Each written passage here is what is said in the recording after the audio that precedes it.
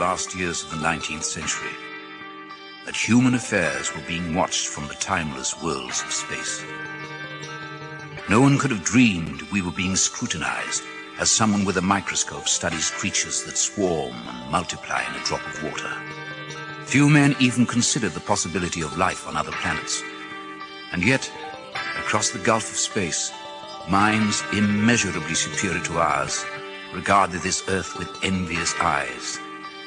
And slowly and surely, they drew their plans against us.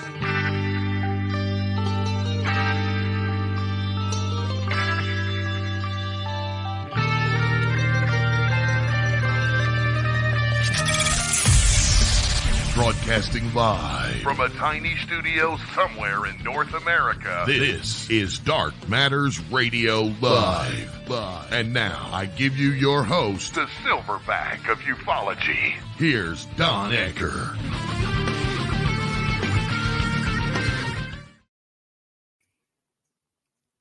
Well, I got to tell you, I've been wondering for years, the silverback of ufology.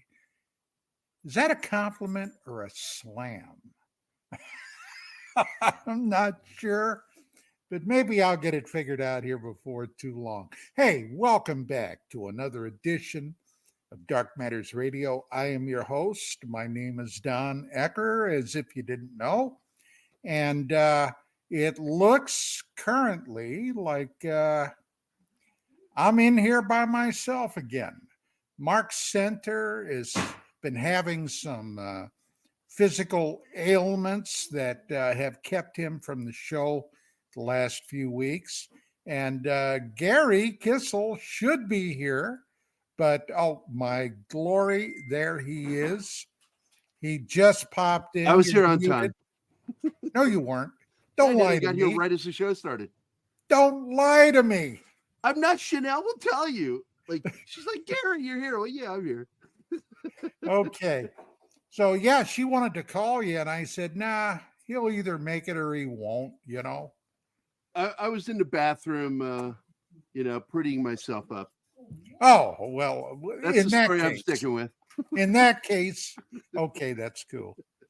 And tonight's show, we're going to have a very, very fascinating show because tonight I have as my guest, Mr. Bob Spearing. Bob is the International Director for Investigations for the Mutual UFO Network, and they have a brand new project that we're going to be talking about that promises to digitize and make available to the public. I don't know all the wherefores and the whys, how they're going to do this, but we're going to find out from Bob that will be available to the public. And that's kind of an exciting thing. I can tell you, going back to the day when my wife and I were publishing UFO Magazine, I started a project of digitizing magazines and articles, stories, authors, etc. And that is one heck of a job. But it was simply me doing all the work. And I got to tell you, I kind of, after about 6 or 8 months, I said, I'm going to set this aside and let it rest for a while. And there it still sits. But Chanel, bring our guest on, Mr. Bob Spearing. Bob, it is a distinct pleasure to have you join us tonight. How you doing? It's good to be here, Don. Thank you very much for inviting me. And hi, Gary. How are you? Oh, I'm doing fine, Bob. Now, Bob is back from my original part of the woods. I'm originally from Pennsylvania, Bob, and you're living up there in the Poconos now, huh? That is correct. I'm in a little hamlet called Lords Valley, Pennsylvania, in the middle of nowhere. We have a Weis supermarket, a Subway, and a Dunkin' Donuts. That's about it. Hey, well, that's all you need, pal. That's all you need. You got the Dunkin' Donuts. You're good. You're good. Mm-hmm. Hey, let me ask you. Up there in the wilds of Kentucky. You guys got any Sasquatch sightings? Not near me, but this summer I was involved with a film production near Mountaintop, Pennsylvania, just past Wilkes-Barre, and that's a hotbed for Sasquatch activity. One of the witnesses we were interviewing there for the TV show actually was telling us about how they hear them howling at night, like hooking up with each other in the forests near Mountaintop, Pennsylvania. No kidding. Well, I can tell you, before I became professionally involved with UFO Magazine, I did, and it's a long story, I'm not going to go into the whole thing, but I did an intensive 6-month research effort to make a decision whether this was something I wanted to do. This is after I medically retired from my police department. And I was kind of shocked when I started diving deep into a bunch of cases, many of which I had not been aware of, that had transpired going back to the early 60s, that primarily encompassed Pennsylvania, West Virginia, New Jersey, New York, and Ohio. And it was obvious to me at that point that media, news media, was censoring these things because many of those cases should have been reported on in the newspapers.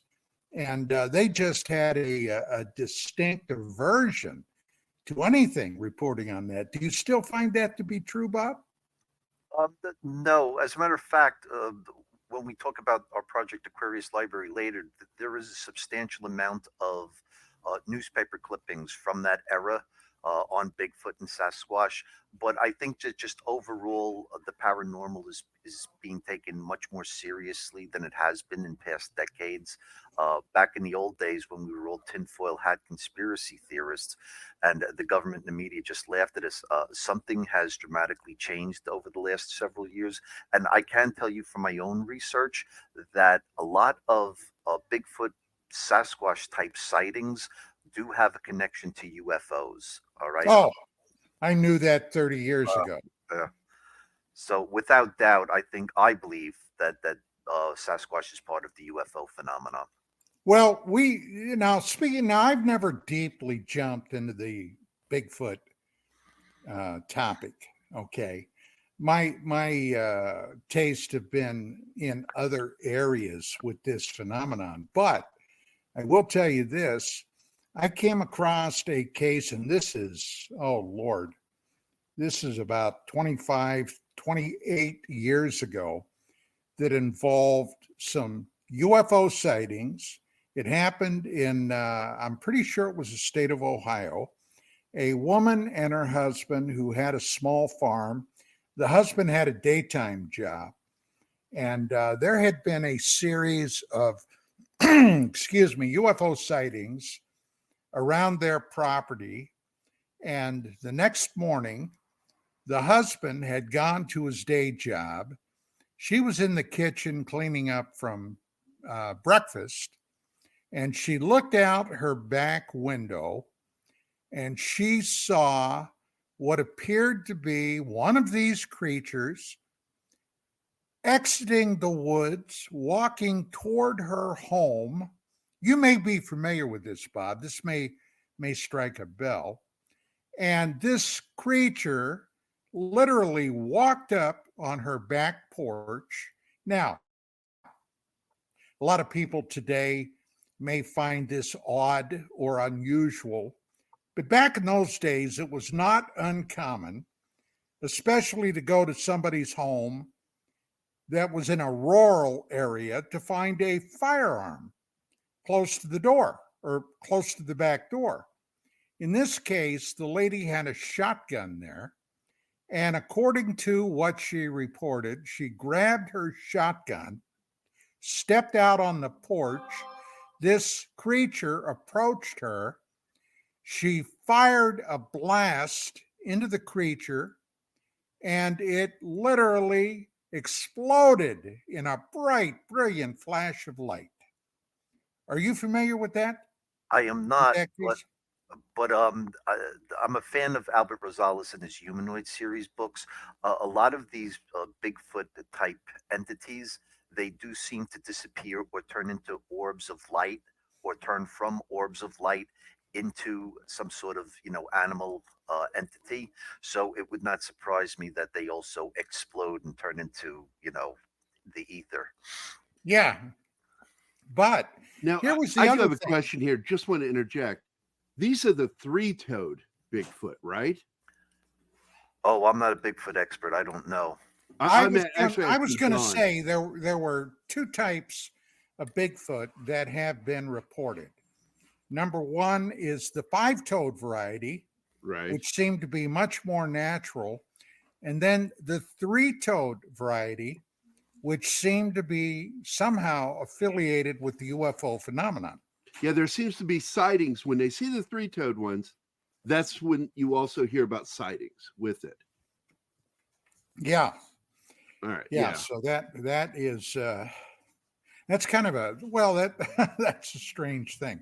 So anyway, now MUFON and the project, Bob, that you're currently involved in, the Project Aquarius digitizing these cases. How did that come about? And tell us a little bit about that, if you would, please. Well, the sad story is that MUFON began scanning and digitizing uh, original paper UFO reports that MUFON received in the mail over 25 years ago. And at different points, the project languished. But along the way, we picked up a lot of interesting files, among them the MJ-12 documents. We have an entire drawer at the MUFON headquarters full of MJ-12 related documents.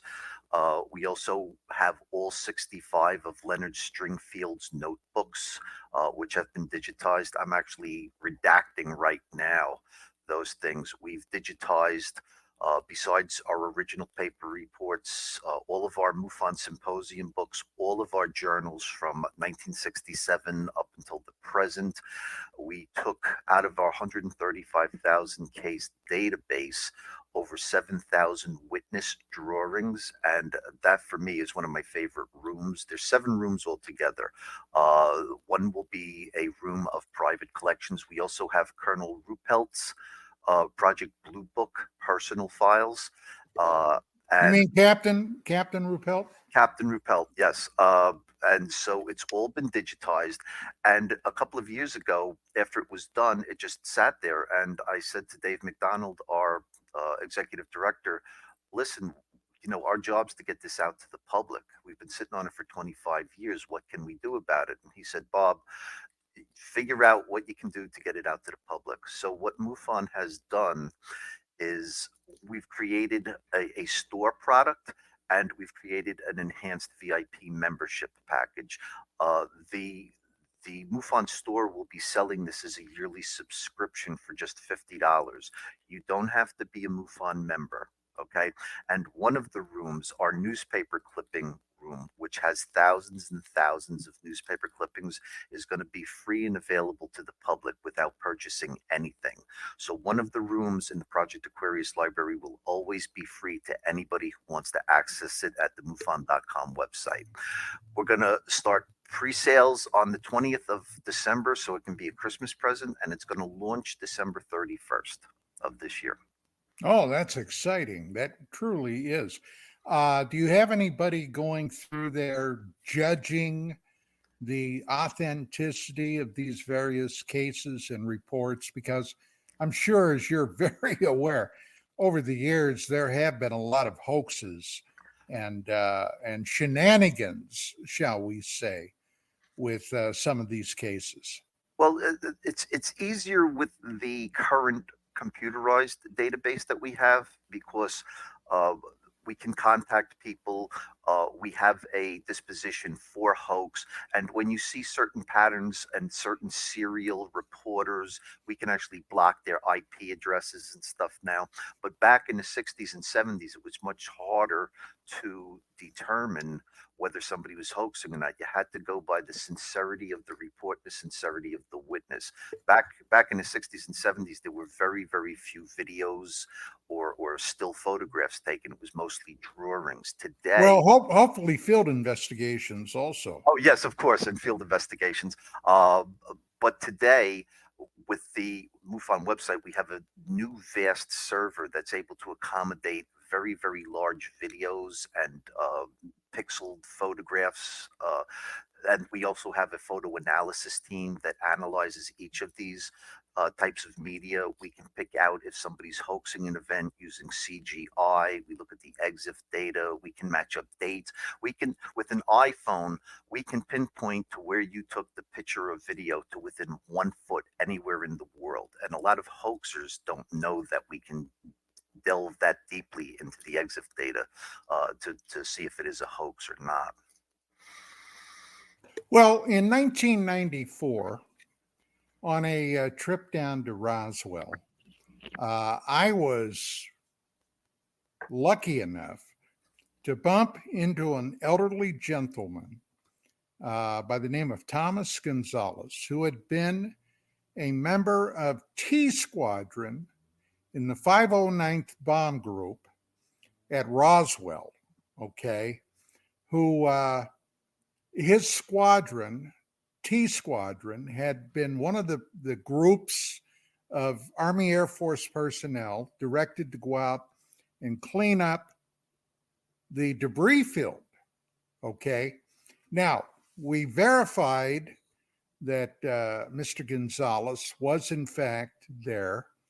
He was at that time, it's no longer in operation, the John Price UFO Museum. And John Price had a 509th yearbook that the group had put out in 1947, 48. And Mr. Gonzalez was one of the people in there. Now, it's a heck of a story, but the long and the short of it was I kind of lost touch with him. I ended up flying down to Tomball, Texas, where he was, and I conducted a videotaped interview with him. And there's some fascinating stuff in there. We should probably talk about that, Bob. There's a possibility I could make that available to you folks if you were interested. It's all digitized. I digitized the thing, and the man had some amazing things to say. Yes, that would be great. One of the sub rooms in the private collections category is going to be audio and video files. We have a lot of audio of hypnosis sessions conducted over the years. The witnesses are anonymous that the sessions were conducted on, and we have other video and audio tapes that we're processing now. 7 of them from Leonard Stringfield, and several NICAP interviews from 1967 that were on reel-to-reels that we're digitizing now. So yeah, please, anything that you can help us make this collection the best in the world, I would appreciate it. Okay, we'll be happy, very happy to discuss that with you. Gary, do you got any thoughts on anything? No, but I'm taking in a lot of information and making notes.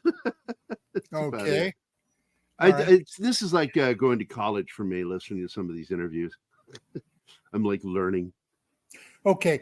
Bob, let me ask you this. The biggest thing in the UFO field, and you are the International Director of Investigations, and I want to go into that a little bit more with you. But one of the big things now in the entire field is the so-called disclosure process. Where do you come down on this? Well, that's a very interesting question. I would pivot towards Grush at the whistleblower hearings. He's a former intelligence officer, and he was very careful about his words.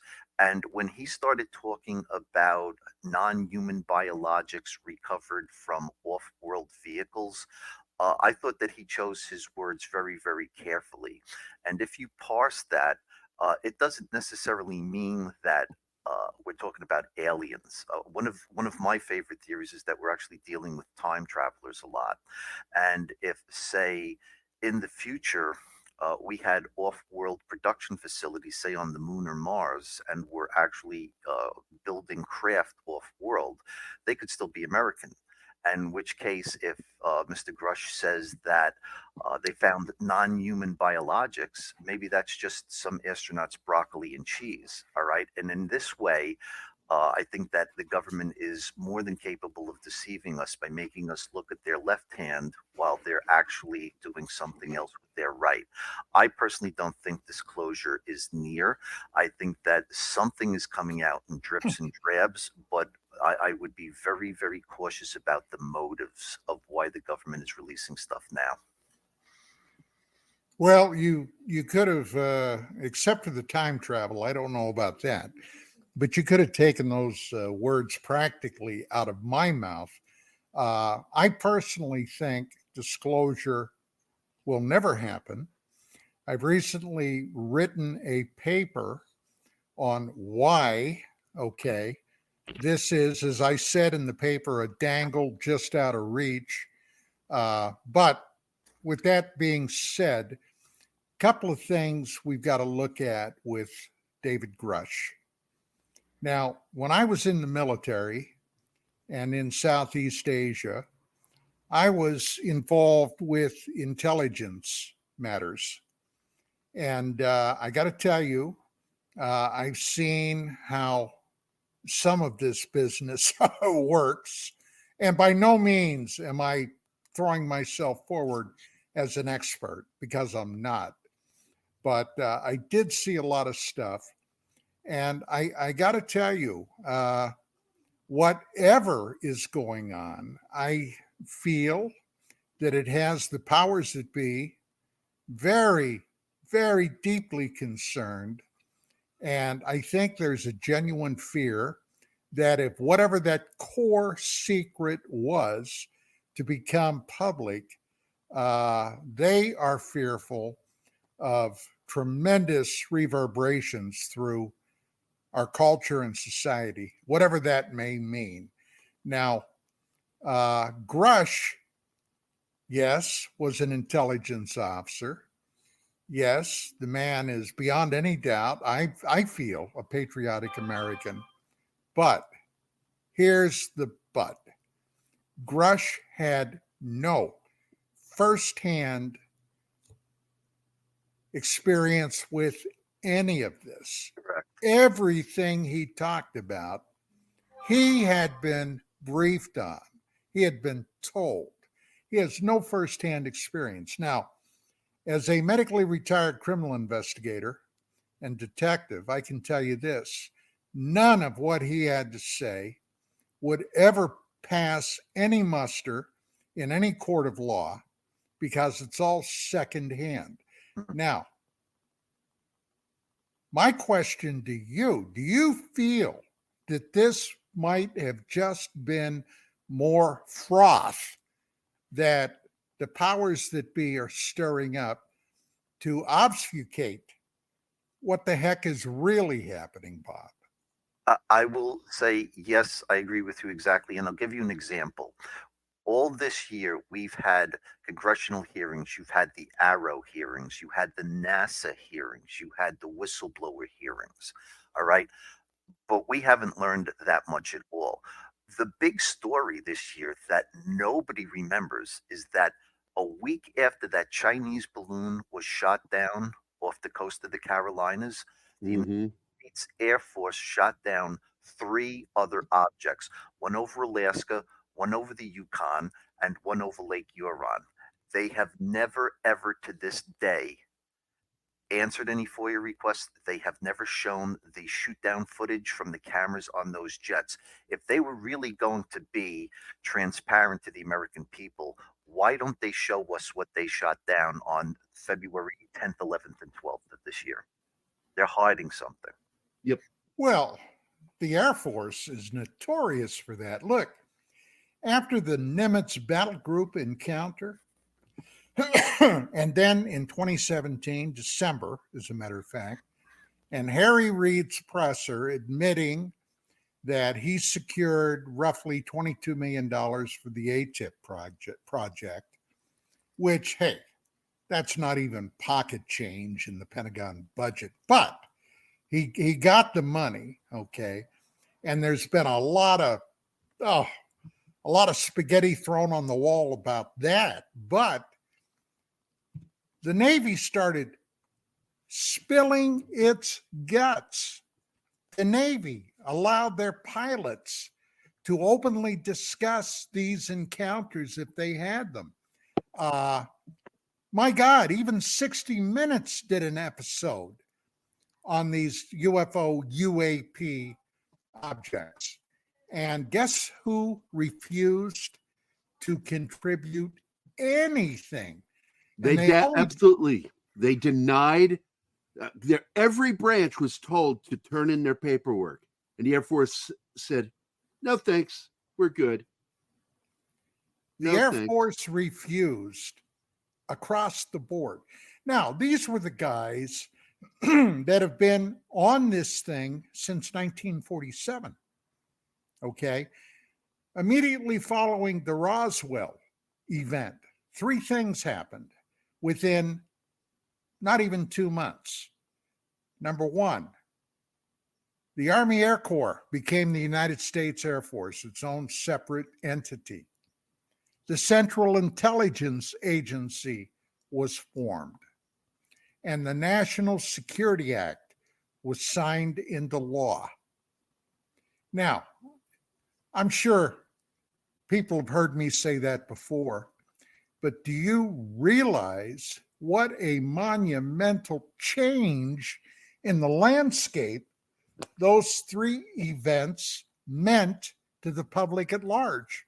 With the National Security Act, if the powers that be felt that the National Security Act had to be invoked for whatever reason, it could be anything.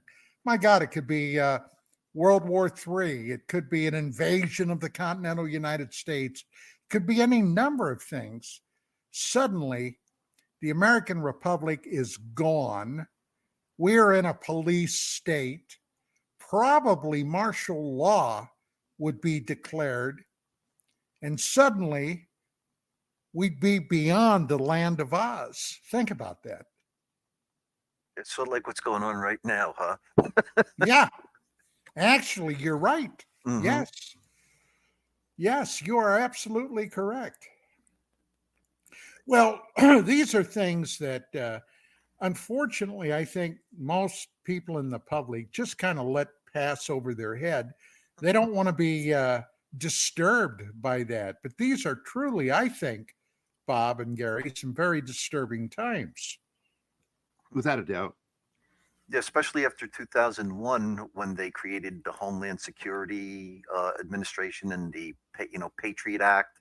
It's just another nail in the coffin of our freedom. And what's going on right now, especially with nothing is transparent. There's all sorts of implosions happening in the United States right now that it makes you wonder if it's just not all organized to help collapse the United States. I don't want to get into politics, but I'm very concerned right now about what's going on in our country. Well, I'm involved with another show on KGRAdb on Thursdays called UAP Crossfire. And one of our panelists is loath to get into the political landscape. But how can you talk about this stuff and not discuss the elephant in the room, which is the political business, the net that is around all of this? It's shocking. As a matter of fact, right now there's the new uh, military act that's getting pushed back from some Republican senators, where they were going to create another UFO office. Have you heard about that this week?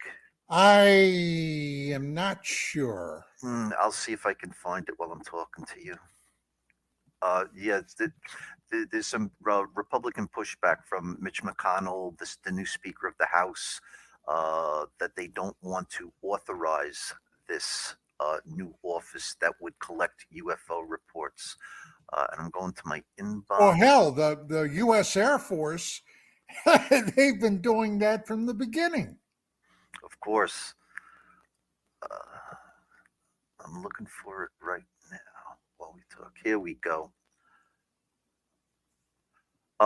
As many of you probably have already seen in the news, the future of the Unidentified Anomalous Phenomena Disclosure Act, UAPDA, hangs in the balance and is in the hands of Congress. The UAPDA is an amendment to the 2024 National Defense Authorization Act, which is being negotiated in Congress. Among the UAPDA provisions is the requirement that documents related to UAP be released no more than 25 years after creation unless deemed to be of a great enough risk to the national security to warrant further classification. Recently, there have been an effort to block this amendment by the following elected officials: Mike Turner, Republican; Mike Rogers, Republican; Senate Minority Leader Mitch McConnell, Republican; and Speaker of the House Mike Johnson.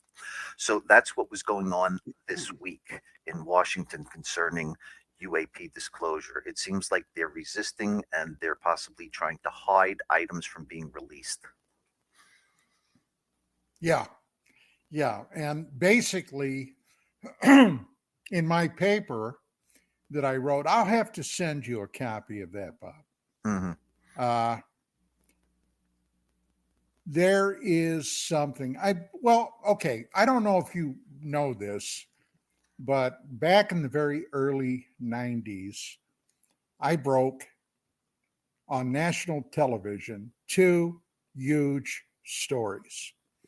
One involved, and it was not known at the time, but because when it was launched, it was originally still the Soviet Union, but the Russians launched two probes to go to Mars. They were Phobos 1 and Phobos 2. This was in July of 1987.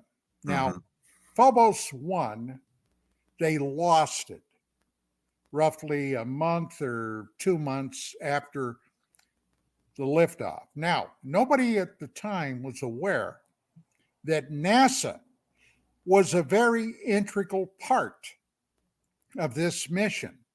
There had been covert conversations between NASA and the Soviet Space Agency about the possibility of a joint mission, manned mission to Mars around 2014, 2015. Now, this is 2023. Obviously, it never happened. But at the time, that was the discussion. Now, when Phobos 2 got to Mars in January of 89, a number of things happened that were inexplicable. Number one of the first things this craft did was totally scan the surface of the red planet. They found at the time what they described, Lav Cosmos described as unexplained hotspots on Mars. Now, we've been led to believe since time immemorial practically that Mars is a dead planet, geologically dead, and life as we know it cannot flourish there. But they found these hotspots. They couldn't explain it. Then Phobos 2 which was out by the Martian moon Phobos, took some photographs that showed a shadow being reflected off the atmosphere of Mars. Now, Mars does have an atmosphere, but it does not, the atmosphere is not suitable for breathing, for us to go there and breathe. We can't. But this shadow was a long ellipse. And then the spacecraft turned toward the moon, and on board the Phobos 2 probe was an extremely powerful laser. And the intent was to fire a series of laser beams into the moon, okay, and then analyze the resultant gas. But as it turned around and started photographing Phobos, it encountered, according to Glav Cosmos, a huge object. And when I say huge, by the way, Bob, are you familiar with this story? Yeah, I believe the shadow on the surface of Mars was 20 miles long, so the object had to be massive. Yeah, 25 kilometers. 25 kilometers in length, 1.5 kilometers in diameter. Yes. And the obvious implication, now I can't say this for sure, but it was some type of craft.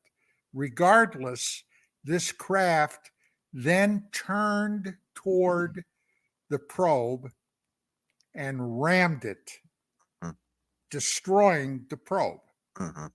Now, by any definition, one would surmise that was a hostile action.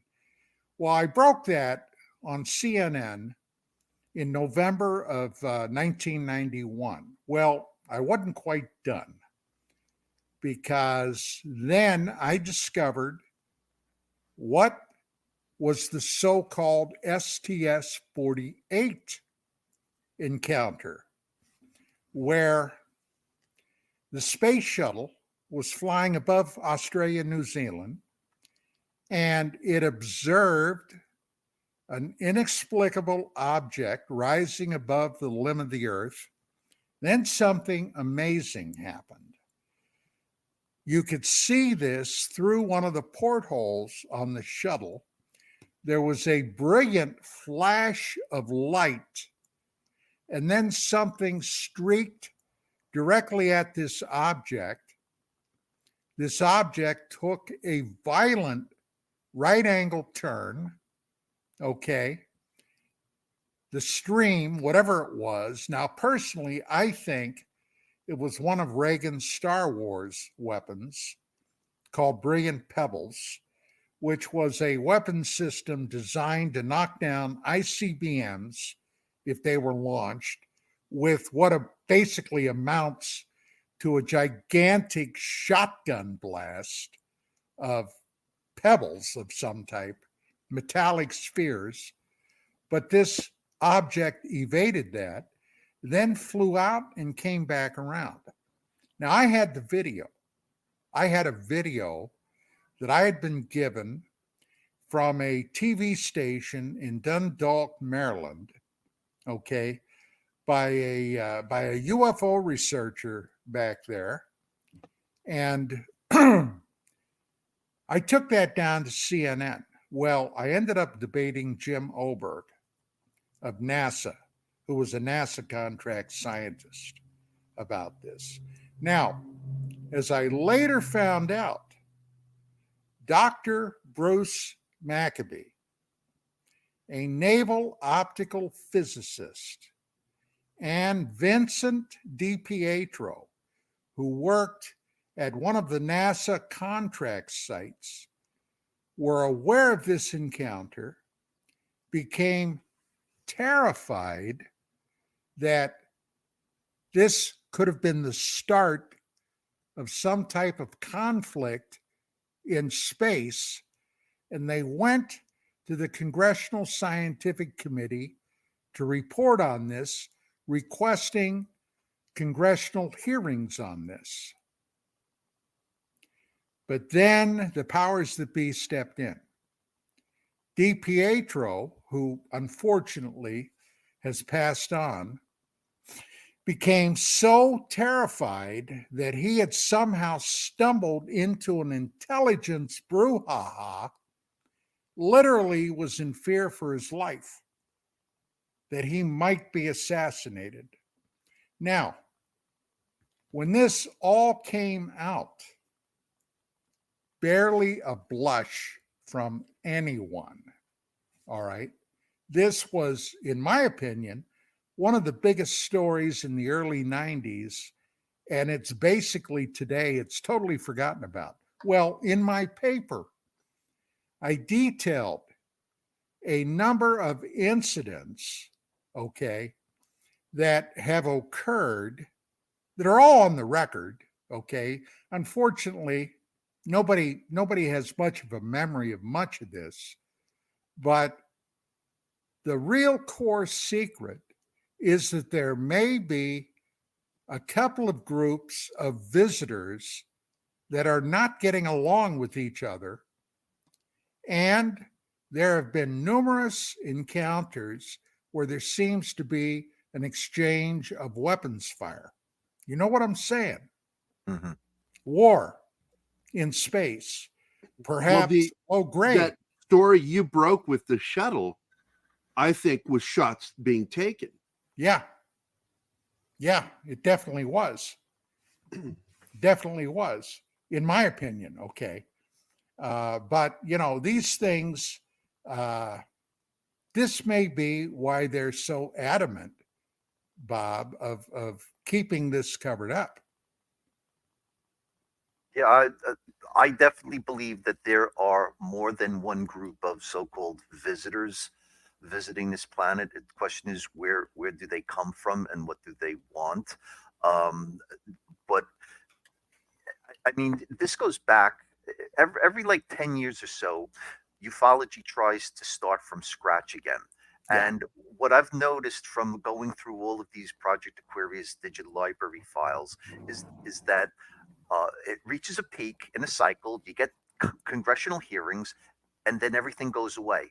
Everyone forgets about it, and then 10 years later, they start from scratch again. It's almost as if it's part of a psyop that's meant to go on and reset, so that it just keeps us in the dark forever. Well, you know, I knew Len Stringfield when we were publishing UFO magazine, my wife and I knew Len and had talked to him a number of times. And he told me, now you know what Len's background was, right? He was military, I know that, right? During World War II? He was, yes, he was in the Air Corps. Mm-hmm. He was one of the first 100 Americans to land in Japan right after they capitulated, after they surrendered. And didn't he have a UFO report at that time? Yes, he did. But he told me that in the 50s, okay, there had been numerous attempts to down at least one of these flying discs. Mm-hmm. And we had lost a lot of pilots.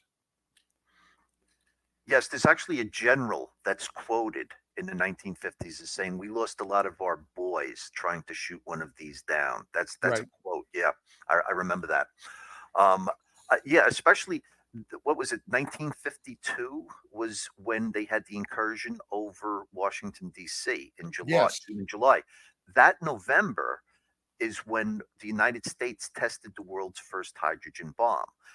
So I think that, and there were an awful lot of UFO sightings over SAC bases that year, Strategic Air Command bases. So I definitely think somebody was monitoring the United States nuclear program at that time. Another interesting pattern from 1952 was that a lot of UFO sightings were occurring in places where General Eisenhower was visiting, had visited, or was going to visit. And in November of 52, Eisenhower was elected president. So there's a connection between our nuclear program, a very acute interest in Eisenhower as it relates to these UFO reports from that year.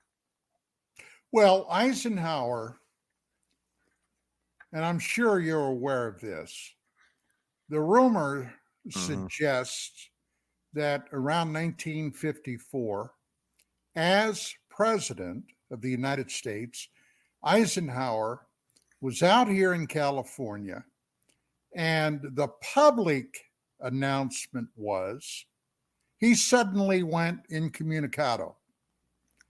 And the public was informed that he had a dental emergency. But the rumor mill suggests that he had a face-to-face meeting with ETs that had landed out at Edwards Air Force Base. Now, I don't know if you've ever been out here, Bob, to California, but Edwards, if you wanted to go to a lonely, remote spot, that would be one place to go. And so whether that actually happened, I don't know. But then I heard another strange story. This is a little more obscure, but American science started fiddling around with lasers around 56, 57. Okay. This is when some of the first prototype lasers were being developed and experimented with. And what I heard, and I have no idea if this is true or not, that this was a type of technology that we had been given by the so-called visitors. Have you ever heard anything like that? No, I haven't. I didn't hear that story. But to go back to the Eisenhower thing, the other night I was looking in the Ruppelt files, Captain Ruppelt files, and he actually has a not a handwritten, a typed out memo about Eisenhower meeting a visitor from a spaceship. The visitor wanted Eisenhower to go onto the spacecraft, and I guess it was not the CIA at the time, the World War II office, intelligence office. They didn't want him to go on, but he went OSS. on Eisenhower, OSS. Yeah. And also the official story came out that he had a dental appointment, but early that morning there was an AP release that said he had died suddenly of a heart attack and that it was yanked back, and then the dentist story came out. So it was, I definitely believe something happened, and Ruppelt, I think, believed something happened because he wouldn't have had it in his private blue book files if he didn't think something was up. There's a lot of very interesting correspondences in the Ruppelt files that I think are really, really interesting that people should be looking at today, and hopefully they will next week. Well, after his book came out, Ruppelt, his book, he ended up turning around and denied all of it. Okay. Now, I have no doubt in my formerly military mind that somebody stepped on him in a big way that caused that. And then the man was only in his 40s when he dropped over dead. I absolutely agree. Yep. That always struck me as too much of a coincidence, you know? And Kennedy, I believe it was November 12th, sent a letter to the CIA saying that we need to work with the Soviet Union to figure out the UFO problem together. And he was dead a week later. Well, in the early 1990s, 91, after the collapse of the Iron Curtain, suddenly, for a brief window, okay, the former KGB was selling everything they could get their hands on to the West. Travel between the former USSR and the United States and Western Europe became frequent.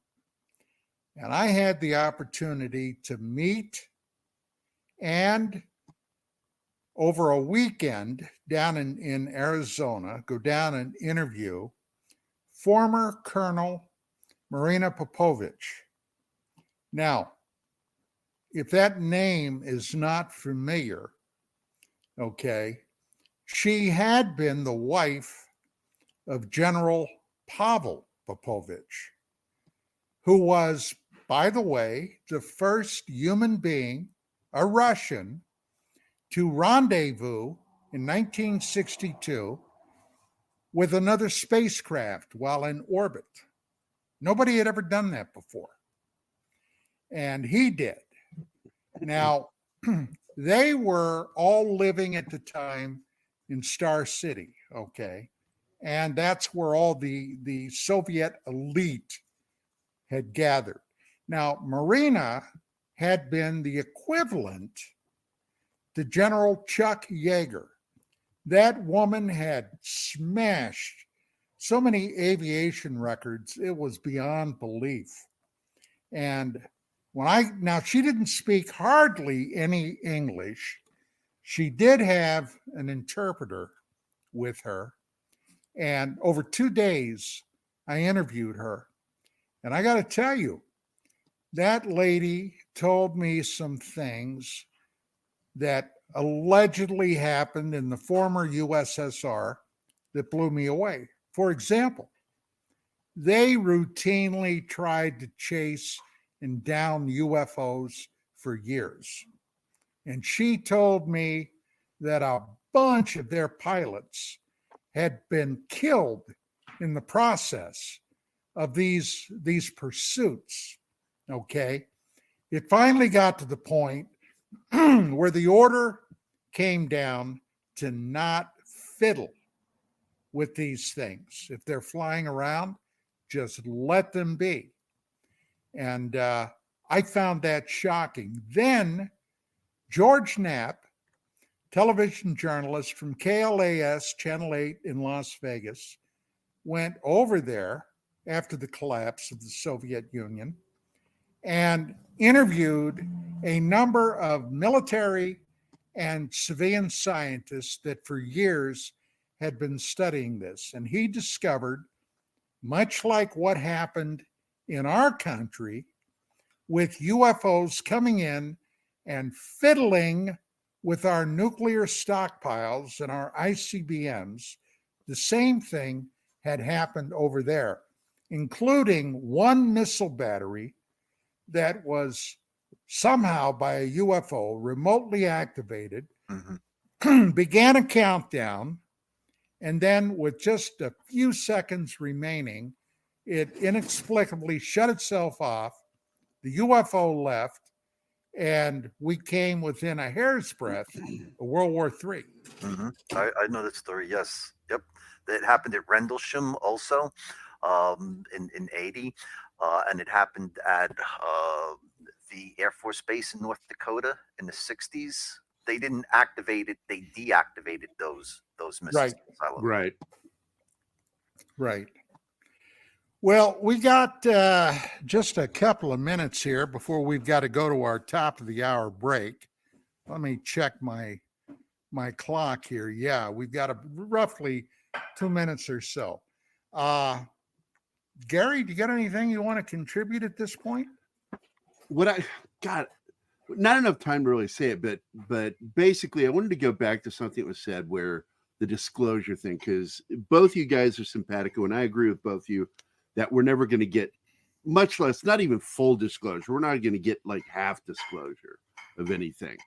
And I thought it was clear that that was the case when the Air Force refused to turn over any of their documents. That disclosure is never going to happen. Not just in our lifetime, ever. I don't think it'll ever happen.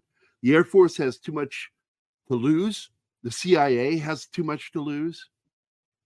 And this is something you and I've talked about ad nauseum, that the odds of these three things occurring within 2 months of Roswell, the creation of the United States Air Force separating from the U.S. Army, the CIA, and the National Act, it's like, come on. There's no such thing as coincidence. Right? Well, you're right. It's as plain to me, as obvious to me as my nose. Okay. But for some reason, and I'm not sure why, people apparently want to not look at those things. Look, there are incidents that have happened that, for example, in 1968, an Air Force Brigadier General by the name of Bollinger, was queried on some things. And he said, look, and I'm paraphrasing, I don't have the quote in front of me, but he said, look, anything with national security considerations does not go to Blue Book, the Project Blue Book files. That is sent somewhere else. And with that being said, gang, we're at the top of the hour. We got to take that break. And Bob, Gary, just stick around. We'll be back after this. This is Dark Matters Radio tonight with my special guest, Mr. Bob Spearing. We'll be back. And we are back. Before you get going, Don, is going back to what Bob said earlier, and you've said this numerous times too, that we keep getting treated every decade to a dog and pony show that gets ufologists or people that follow ufology excited. But there are those of us that are pretty tempered and know better than to get excited, because we know this too will probably come to nothing. Well, yeah, I've seen this, and I've seen this over the last 30 plus years a number of times. But I wanted to ask Bob. Bob, one of your jobs within MUFON is the International Director of Investigations. Now, what exactly does that involve? Well, it basically, MUFON has about 700 trained, qualified field investigators. And most of our field investigators come from some sort of scientific or forensic or police background, so that they either know how to do investigations based on their past work as a police detective, or we have biologists, we have geologists, we have our own lab in Missouri. The majority of MUFON field investigators are in the United States. The majority of our cases are in the United States, but we also have throughout the world in several countries what we call national directors, and they oversee field investigators in those countries. Probably the country with the second most amount of sightings is Canada, followed by England and Australia, then India, maybe South Korea after that. And we basically have either national directors in those countries, or we have field investigators in those countries. If there is a sighting in a remote location such as Sri Lanka, where we have nobody, we have a special unit at MUFON called Case Assistance Group International. And it's a special team that takes cases in faraway places where we have no investigator. And usually we have to do those types of investigations via email or telephone conversations with witnesses. We're dependent on them to provide us video photos or drawings of what they see, but we can't have boots on the ground in just any country in the world. We're just not large enough with a budget to do that. But my job basically is to oversee every country in the world outside the United States and make sure that those cases get done in a timely and efficient manner. Well, I was kind of surprised that you did not mention either Germany or France. Oh, of course, France. Yes, probably France after England. I'm sorry, I forgot about France. And France is one of our best run units. The national director there, Jean-Francois Opsomer, he's magnificent. His team is tight. They work with with Gaipan, the semi-governmental organization in France that investigates UFOs, and he acts as a liaison. France was chapter of the year, international chapter of the year last year at our symposium. That's how well run they are. I just wanted to go back for a second. Germany, we have a national director, Andres Schofarn, but we don't get a lot of cases from Germany, as many as you might think. He's actually also the Austrian and Belgian director. But I just wanted to go back a second to the disclosure point before we move on. There's a very interesting and possibly negative trend beginning in ufology. For the most part, grassroots organizations like MUFON and KUFOS and NICAP and NUFORC, run by Peter Davenport, these free grassroots organizations have always collected UFO reports. Not so much KUFOS and NICAP today, but MUFON and NUFORC. What's changing is that NASA is getting into the act, and they want reports from people. ARROW, the All Domain Anomalous Resolution Office of the Pentagon, they're taking reports now. And then you have private corporations like Enigma Labs, which are also taking reports. And what this is doing, it's spreading out where the UFO reports are going, so that nobody is really seeing a bigger picture. Everybody wants a piece of the pie. And the thing that's dangerous about that is you want free and public reports made to the public. And if that gets taken away from organizations like MUFON and NUFORC and goes to private corporations that are under no compunction to ever release anything to the public or to NASA or the government, all right, we will become dependent on private and governmental entities to tell us what is exactly going on in the UFO field. And I don't feel very comfortable with that. Well, I don't blame you. Now, at one point, and I'm going back probably 15, close to 20 years ago, and my intent is not to ruffle anybody's feathers, but I have witnessed the standards in MUFON of years past were sorely lacking because of some of the very questionable people that they would premiere at their symposiums and what have you. People claiming time travel and 20 years there and back in a military organization, leaving as a small child and being returned on the same day as a small child after having served 20 years in a so-called interplanetary military force. I know you know what I'm talking about. Mm-hmm. I almost can remember his name. Yeah. Yes. And I gotta tell you, that ruffled my feathers at the time. Well, MUFON, like any other organization, has its issues, and we've had our ups and downs. We've had scandals. Nobody's going to deny that, the Bigelow episode and some others. But MUFON does remove people who become problematic, and as a result, we have a really excellent team right now, and we're trying to repair MUFON's reputation that has been damaged several times over the decades. But it causes certain individuals to not want to speak at our symposiums sometimes, because in their mind we're still the old MUFON, and one of my jobs is to try to repair that image and show that, look, it's a totally different team than 10 years ago under, say, Jan Harzan. Everybody has a specialty.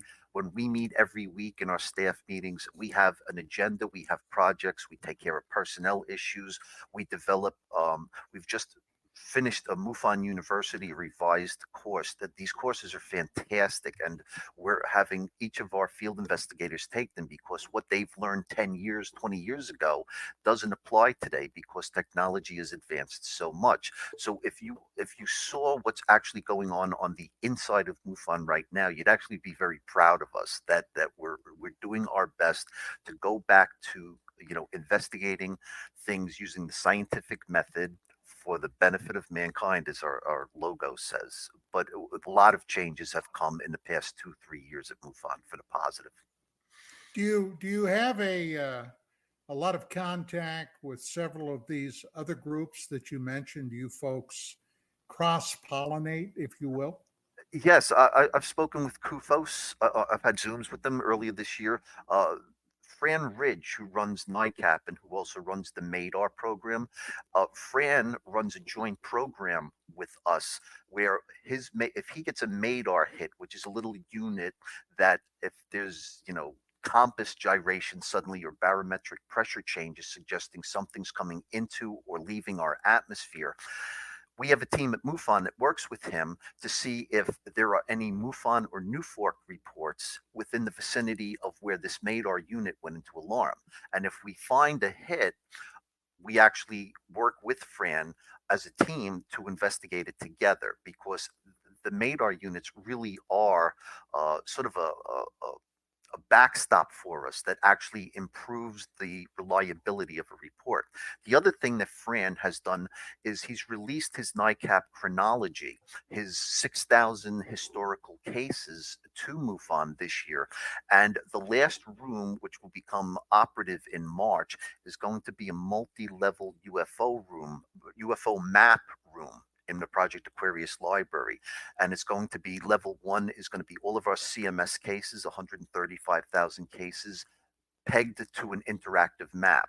Level 2 is going to be Fran Ridge's NICAP.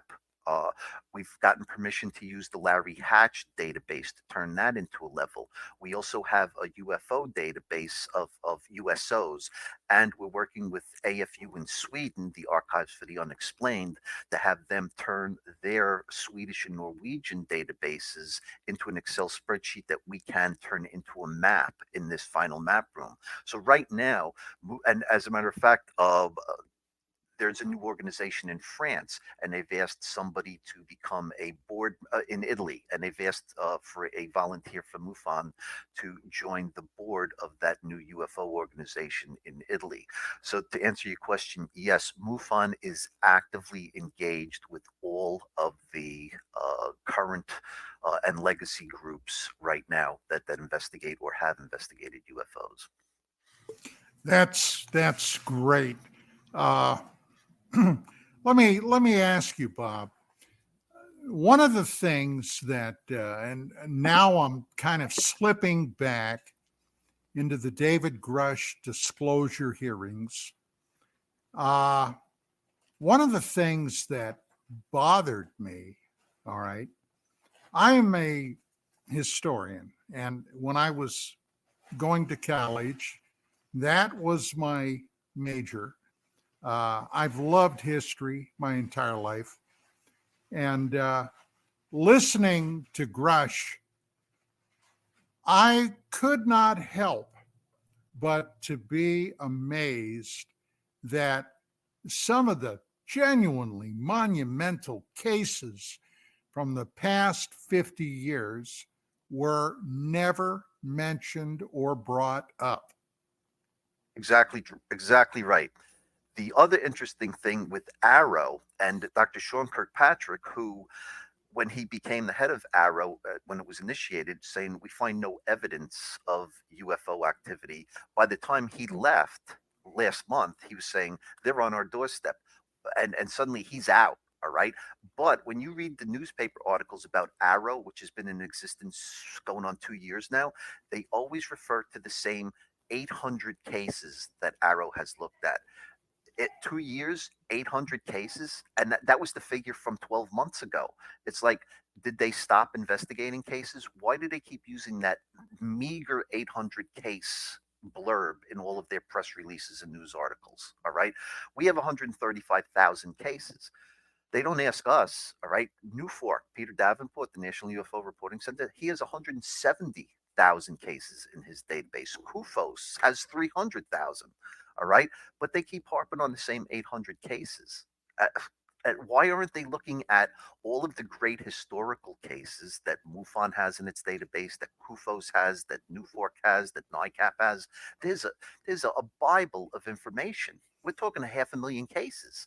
Well, the giant pink elephant in the room, to me, and these are all verified to the nth degree, are these nuclear weapons sites and bases that have suffered UFO incursions to the point where actual ICBMs have been disabled to the point where they had to be replaced, and that's never brought up. Yep. I'll tell you another thing. I like historical cases myself, and one of the most fascinating times that I have seen in our database was during the Vietnam War. The amount of sailor reports that we have from aircraft carriers and destroyers in the South China Sea between 1963 and 1972 is fascinating. And what's more intriguing is that a lot of these sailors were seeing the same type of objects rise out of the South China Sea. So they were transmedium objects. As far back as you can go, the term transmedium, this, they're throwing around now like it's a new phenomenon. Right. It's like it was happening every week in the South China Sea during the Vietnam War. Well, I'm sure you know Mark D'Antonio, right? Very well, very well. Okay. I'm sure Mark has discussed his time on board a naval submersible vessel where they encountered a fast walker under the sea, traveling at almost 200 kilometers per hour, an underwater craft of some type. Now, if those guys are encountering something like that, apparently on a somewhat frequent basis, that tells me one thing, that there must be some type of facilities beneath the ocean. Hey, it's our last greatest, truly unexplored frontier. They must be down there. Do you agree with that? I absolutely do. As a matter of fact, I'll tell you, back in 2015, I mapped out all the orb sightings in the United States, and the southern coast of Long Island, New York, without doubt, has something going on underneath the south coast of Long Island, New York. So yes, I agree with you totally. I definitely believe that there are underwater bases. Even down near the Bahamas, we have a submarine facility there, and MUFON has gotten reports of things coming out of the ocean near that submarine facility near the Bahamas. So yes, I do. And as a matter of fact, there's a report from the Vietnam War in the South China Sea of a battleship that had an object underwater going around it, like at an incredibly fast speed. So I agree with you on both points. Yes, I believe there's underwater bases, and yes, without doubt, I believe there's fast walkers for sure.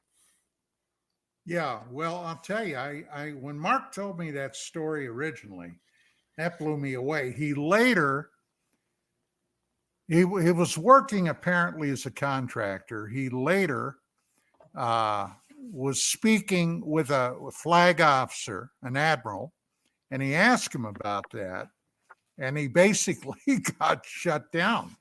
It's like trying to talk about what's on the dark side of the moon. Just don't talk about it. But the thing that amazed me, because you can put down a commercial sub just about anywhere, and yet nobody's doing this. Why? MUFON needs their own submarine, dude. It would depend on how well Project Aquarius Digital Library sells. All right, then I'll bring up about the submarine. Okay, yeah. Because somebody needs to go down there off of the New York waters and off of Southern Cal. There's something going off that shelf going on. Catalina Island. I mean, I don't know if the rumors are true, but I've heard that there's underground waterways where you could get a submarine all the way to St. Louis under the United States from Catalina Island on in. I don't know. Well, separation from the plate, I wouldn't be surprised. So, yeah, there are, and it's a dirty little secret out here in sunny Southern Cal. But yeah, there are UFOs being seen practically daily, either entering or leaving the water, and people seeing all kinds of lights beneath the waves. So yeah, there's definitely something going on, but it's one of those things that, for whatever reason, nobody talks about. Yeah, and right now the hot spot that MUFON is seeing in the world right now is South Africa. There's something going on in South Africa that we What, haven't fully wrapped down our off the Horn, or what is it? it's overland, over water, but we're getting multiple reports, and we're actually getting people writing us letters saying, "Hey, do you know what's going on down here in South Africa?" So that's one of the things that the Case Assistance Group International at MUFON is going to be looking into this month. Fascinating. We need to get him back on again, Don, to find out what that is, what's going on. Yeah.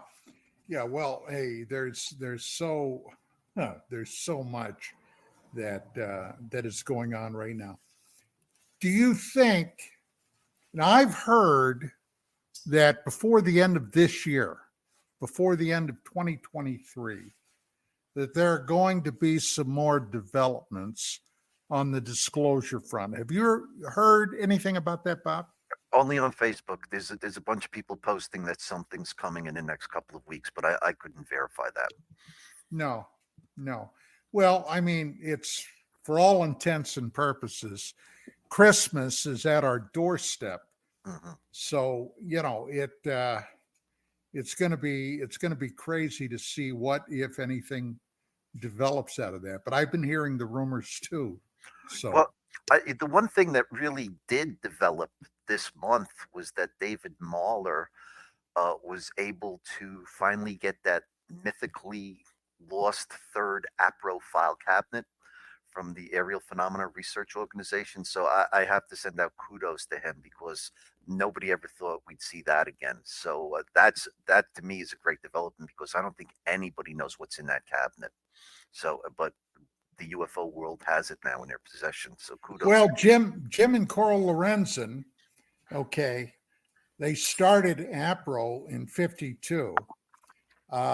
Originally, they primarily went for the elite academic element in American society to basically explore this phenomenon. And I never knew either of them, Jim or Coral. It was actually before my time. But I've talked to quite a few people that did know them, and apparently Coral was quite a firecracker. She was not a lady that you wanted to cross, from what I understand. No, and I'll tell you a very interesting story in this Project Aquarius Digital Library, because I've pretty much gone through the whole thing. There is a lot of correspondence between Walt Andrus and Carell.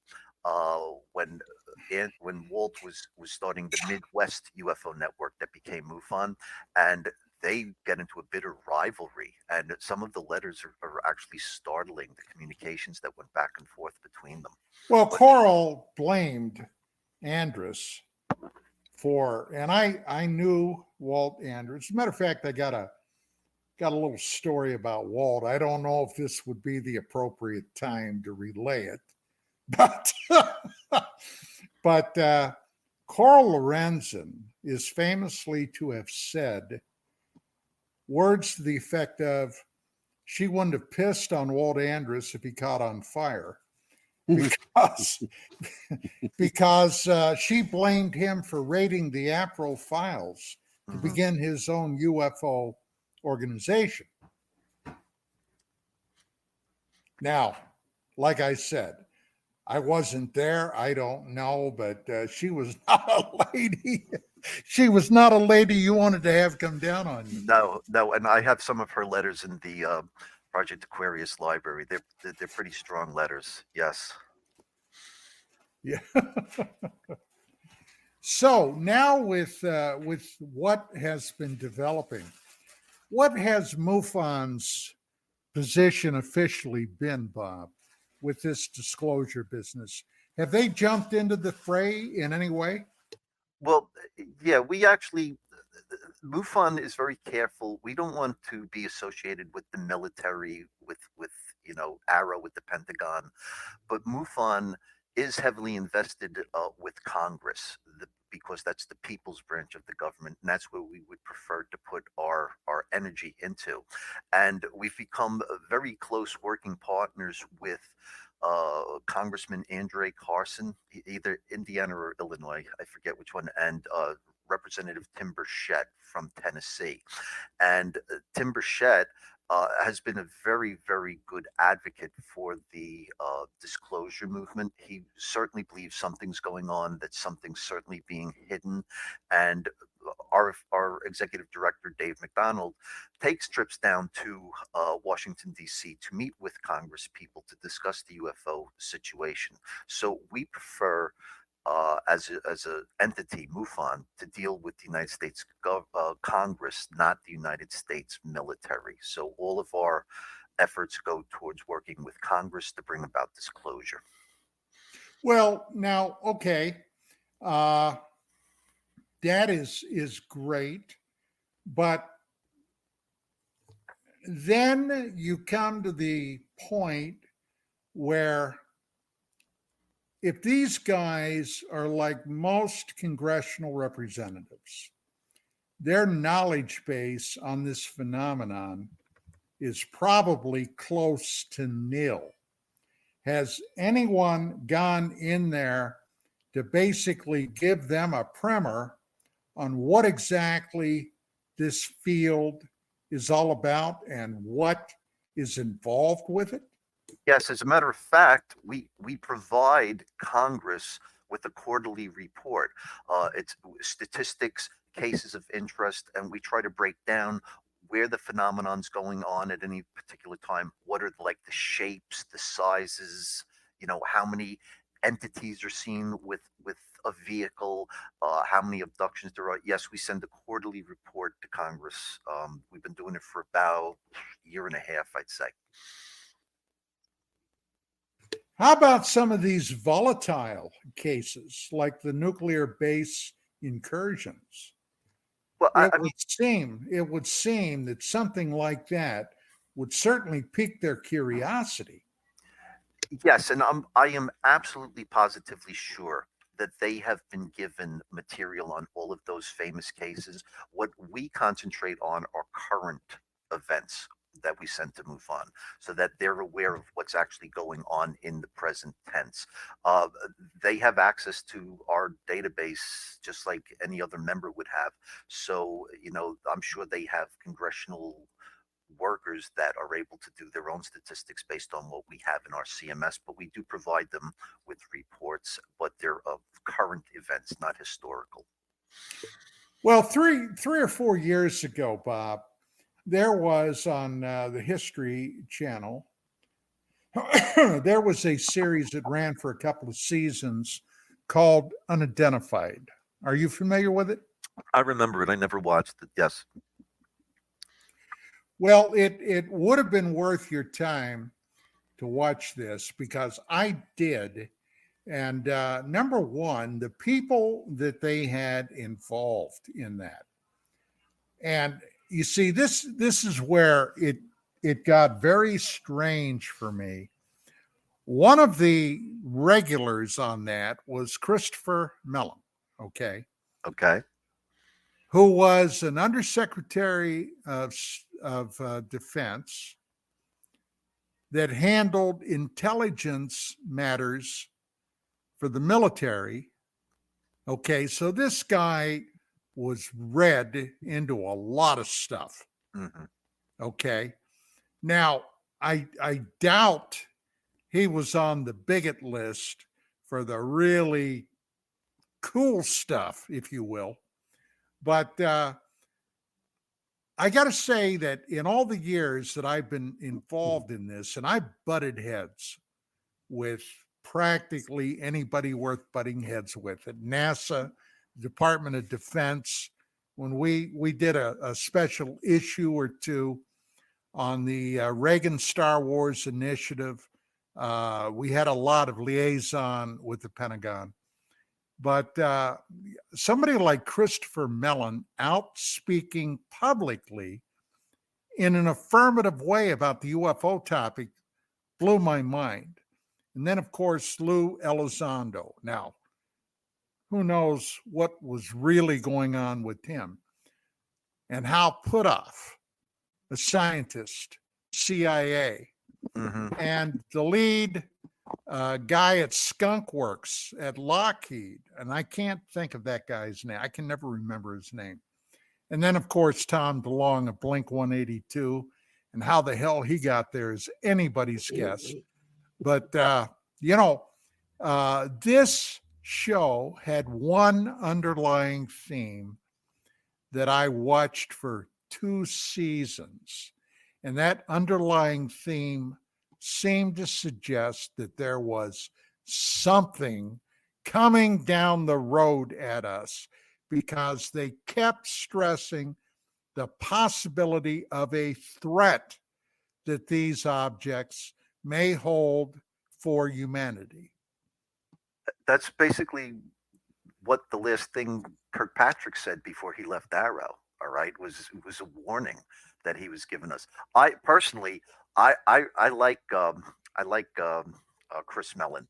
All right, 2 years ago he wrote a really thorough report on all of the tools, the surveillance tools and technological tools that our government has that they could be using to identify threats coming in and out of our atmosphere. And his big question is, and he lists all of the different types of radars, surveillance, satellites, and whatever. And the question he asks is, why aren't we using any of this technology to track UFOs? The other thing I like about Chris Mellon was we had a MUFON case of the year in 2020. It was a FedEx plane that was accosted by an orb for 33 minutes at 500 miles an hour. And as soon as the object and the plane reached the United States border, the object abruptly made a left turn. And we got Ted Rowe from NARCAP involved in this. And when the report came out, Ted Rowe's we were overwhelmed with traffic. Ted Rowe's NARCAP website almost crashed, and the majority of the hits were from China and Washington, D.C. And it was basically because that day Chris Mellon tweeted that this MUFON case is really one that should be investigated further. So you can put me in the fan ballpark for Chris Mellon, because I think he's a positive influence on ufology.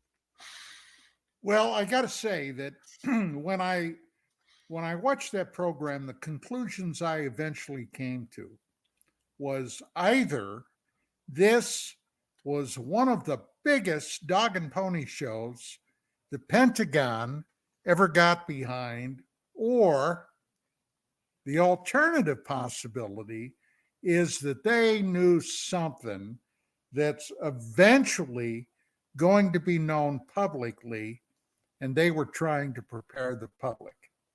What's your thoughts on that? It could be a big psyop, that it's, the fake alien invasion that you see people talking about, Blue Beam and all of that. Do you think that's a possibility, that they could be setting us up for a lie? Well, let me just say this. I don't want to go out on a limb with that, but I would not say it was impossible. But with that being said,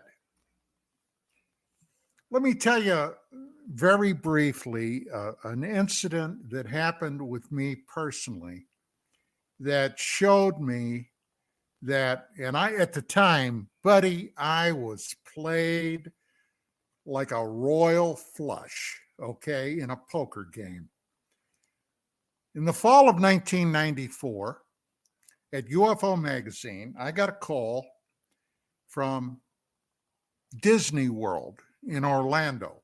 And they told me that they had a brand new attraction that they were going to be premiering in the spring of 1995. And they wanted me to host a 2-week UFO symposium at Disney in Orlando, bringing in the top UFO researchers around. Okay. In other words, Bob, the cream of the cream. Well, I didn't know about that. I said, I'm going to have to talk to my manager. I had a manager then. And she got in touch with him. Eventually, I agreed. So I put together a list of the top UFO researchers. Now, they ended up breaking this group of people into two groups. All right. One group for week one group for week two. Then they flew us down there. They put us up in their resort. They fed us, plane tickets. I mean, the whole schmear. It had to cost somebody a pretty penny. We got down there the first day of week number one. We went down to the auditorium where we were to give our presentation. And this auditorium probably could have held somewhere between, 600 to maybe 800 people. You know how many people were in there? 3. 3. Okay. Disney, who is the premier media savvy corporation of anybody, had this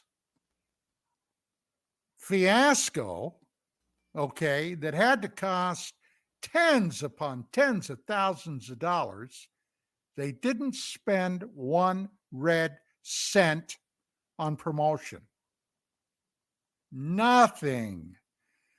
One of the people I had there that I had brought in was Bud Hopkins. He got up in the middle of the week and just left. Okay. He didn't even say goodbye. Okay. Or thanks for the free trip, Don. Nothing. He just left. Well, basically the same thing happened in week number 2. But toward the end of week number 2, they brought in a TV crew who shot a documentary that was narrated by Robert Urich. You remember Spencer for Hire? Mm-hmm. Okay. That guy. Well, when it was all said and done, and I'm sitting there scratching my noggin, wondering what the heck this was all about, it suddenly became clear. What was not available in 1995? The internet, especially the way it is today. Bob, if they want to check out Bob Spearing or Don Ecker or Gary Cassell, all they got to do is put our names in a search engine and then start reading up. Unfortunately, one of the things, there's no real filter. You don't know what's real and what's not, but you can certainly get your fill. They didn't have that in 95. So the powers that be, what if they wanted to know what the top UFO researchers were up to, talking about, books coming out, God only knows what would they do? Well, nothing better than to get them all together and have them tell you. That was an intelligence operation from top to bottom. The TV show that they shot, they only ever aired it publicly twice. Neither time with any promotion whatsoever. One time was at 3 o'clock in the afternoon. Hell, everybody's still at work then. The second time was after midnight. Okay. Well, you can still find it on YouTube. All right. But this was one of the strangest things I ever saw in my life. Were you even aware of that, by the way? Nope, never heard that one. Never heard that, but it makes sense. Makes total sense. Well, you got a monster out of it, though. Yes, yes, I did. You got a monster. Disney, the last night. Yeah, I know. Hold on. I want to preface this because it's like not only was there like nothing, no major event here really happening, they had to pull him away from this almost non-event to give him his award away from everybody. Yeah, they gave it to me in a dark hallway. Yeah, right. Okay. This gopher came running up with a cardboard box. The guy that was in charge of the whole business reached into the box, pulled out this Mickey Mouse Mosker thing, handed it to me, and said, "Thanks for the great job." Didn't even give it Eisner to wants me you to at have dinner. this. Oh, Merry Christmas. geez. Yeah, Merry Christmas. That's Oh, so Lord. crazy. Yeah, well, nobody It's so said. clandestine the way they gave it to you. I'm serious. It's like a handoff. Well, it went along with everything else. Yeah, yeah. So what's next on your agenda, Bob? Well, once I get this Project Aquarius Digital Library out, I'm probably going to go back to overseeing the majority of the international cases. We have some other projects we're working on. We also just finished a social network for members at MUFON. It's about 2,000 people belong to that. It's an internal, like Facebook type benefit of membership. We reach out to different television shows with ideas and projects that we'd like to see come to fruition. But we're just going to keep on chugging, working with Congress, putting out the information that people want to see, making our database available to the public, and we're just trying to keep ufology free and open and grassroots. That's my basic job. Who is the international director now? The executive director is Dave McDonald. Okay, so basically MUFON has I think it's a 7-member board, and they have an executive director, and then there is the director of investigations, Steve Hudgens, who oversees all of the investigations. I'm under Steve, and then we have various, we have people working at the MUFON headquarters. We have an office administrator. We have a director. Is that in New York? No, it's in Cincinnati, Ohio. All right. After Jan Harzan left, they moved from California to Cincinnati, Ohio, literally where Hangar 1 is. Remember the TV show that we did, Hangar 1? Yes, sure. Ago? Yeah, it was actually, I think, Hangar 3.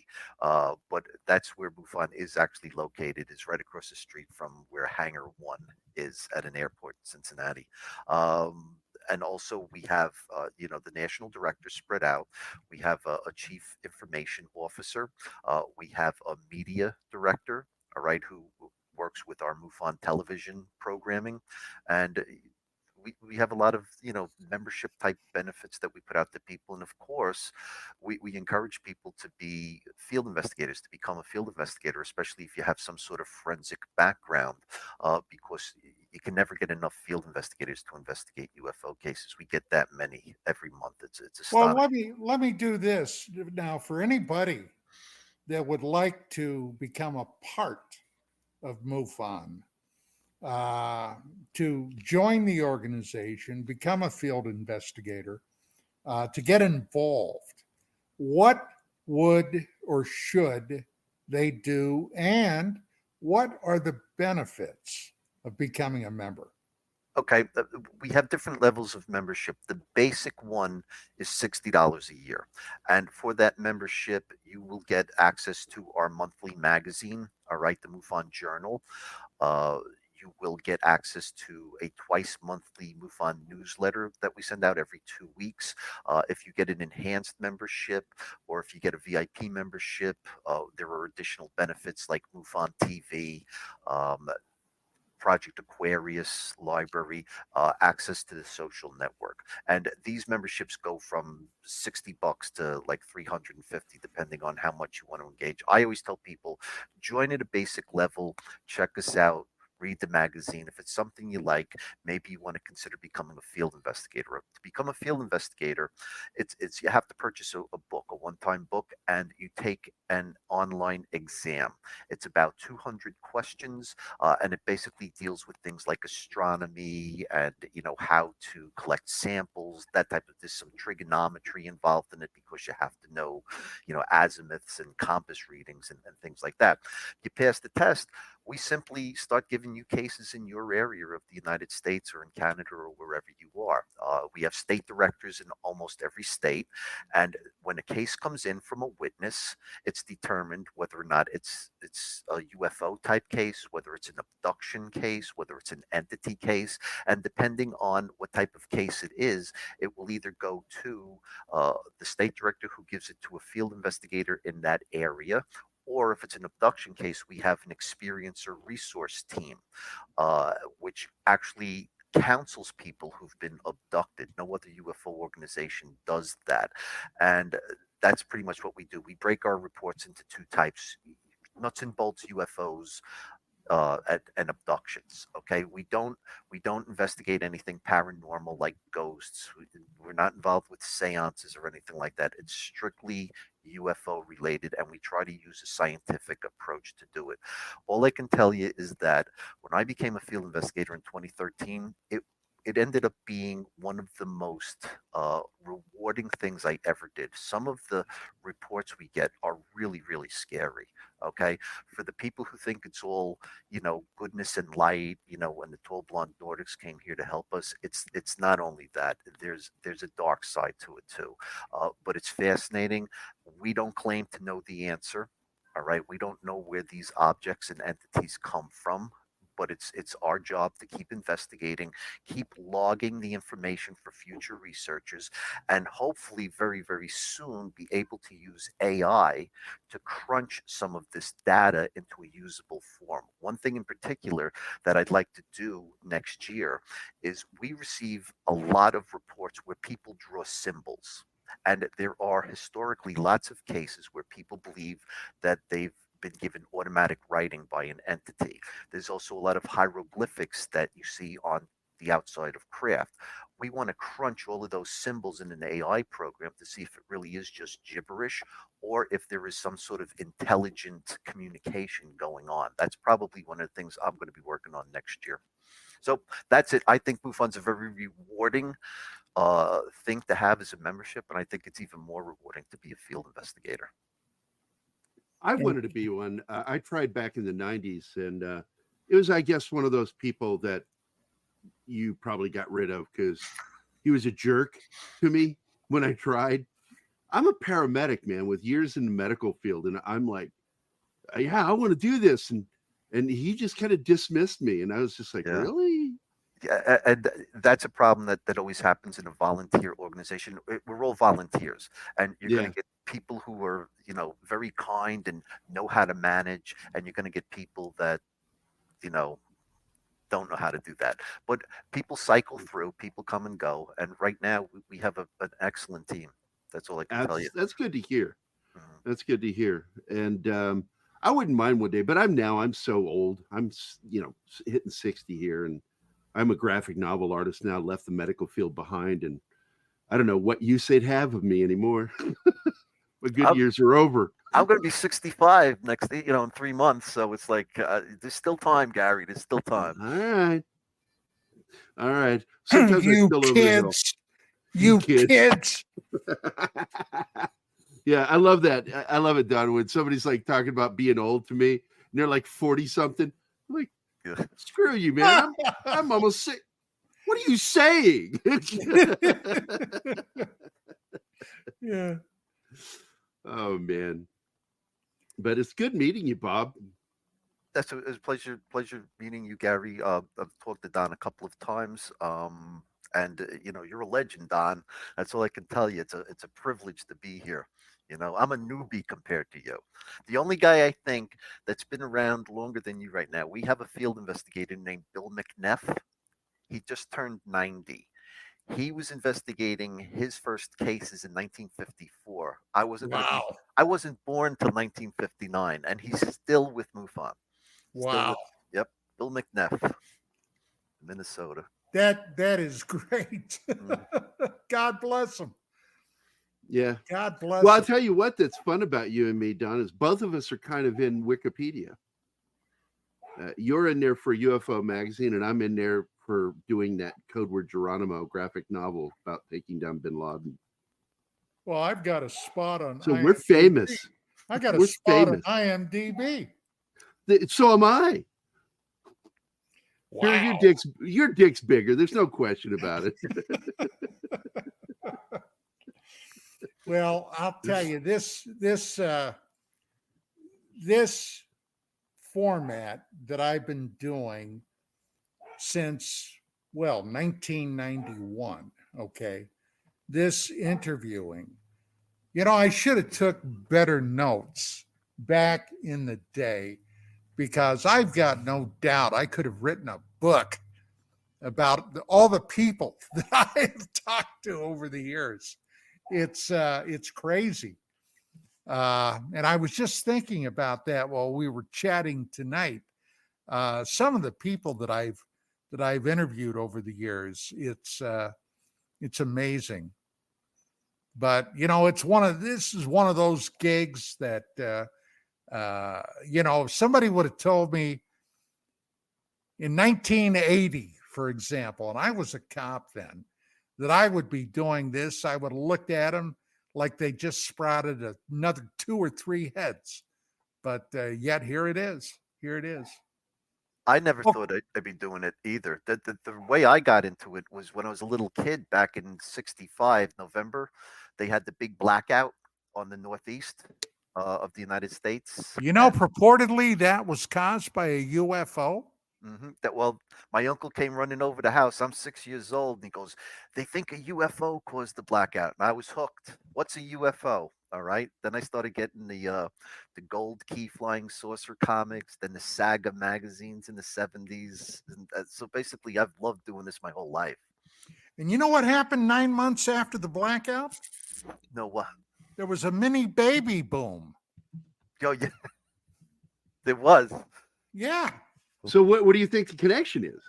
UFOs. UFOs. UFOs make us horny. Yeah.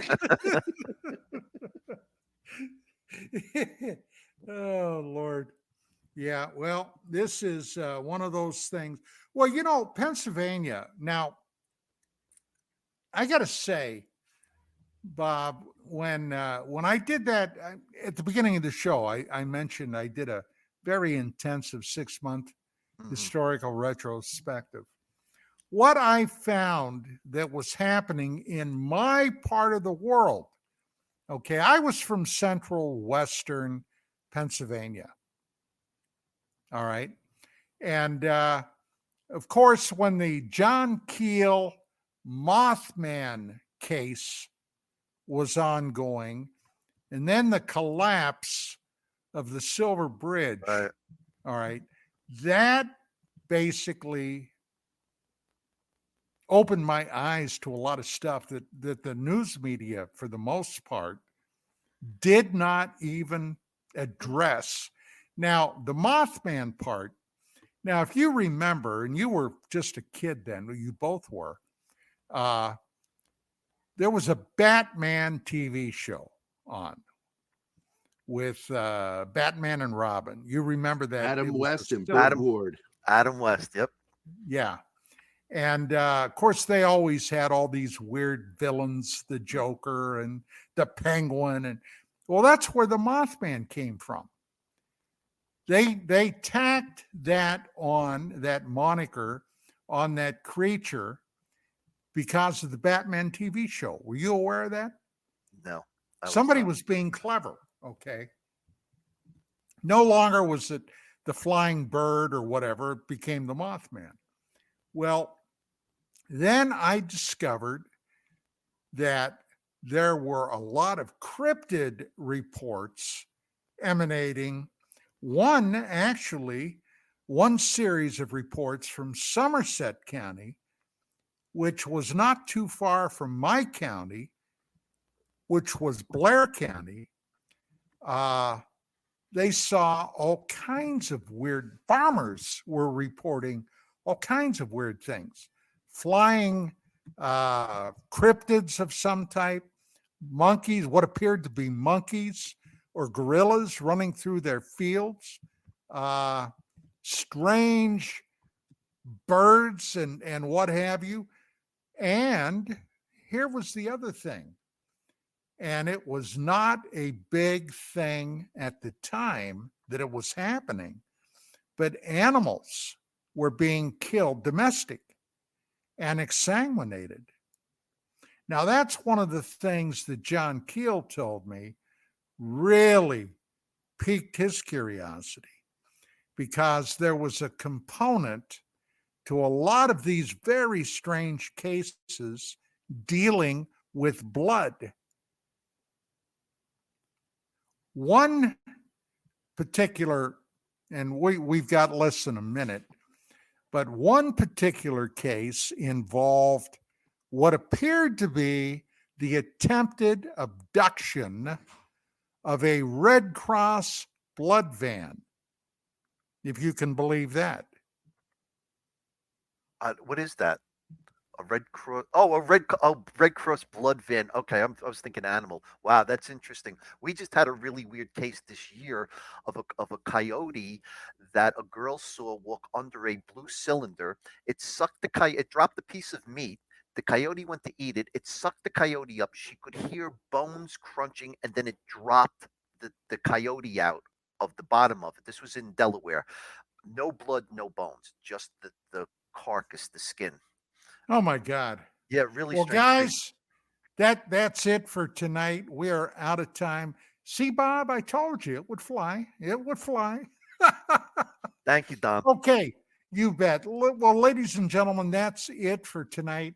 Have a great week. Thursday, 5 p.m.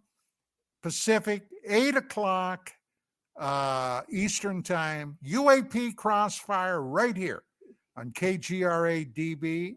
We'll see you next time. Have a great week.